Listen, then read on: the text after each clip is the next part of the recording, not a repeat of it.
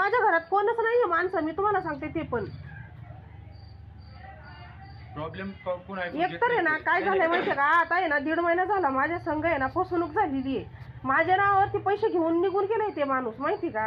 नाही नाही ताई हे बघा, आणि मी कशी मी सगळे हप्ते भरते ना, ते माझं मला माहितीये. ते कारण सांगून आम्हाला जमत नाही ना. कारण तसं नाहीये सर, कारण मी काय तुम्हाला म्हणत नाही की मी पैसे भरणार नाही, असं कुठं म्हणते मी. चुकी केलेली आहे त्याच्यामध्ये.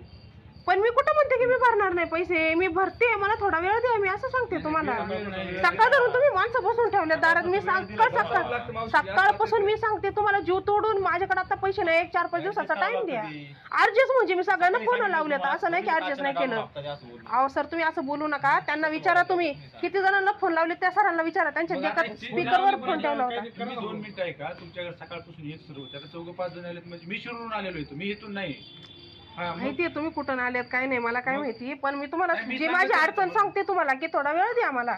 सकाळपासून वेळ दिला ना. अहो सर मी कुठं जाऊ, मी दारातून हल्ले नाही. मला पोलीस स्टेशनला जायचं होतं, ते म्हटले तुम्ही पळून जाणार, मी दारातून हल्ले नाही, इथं बसून राहिले, विचारा त्यांना.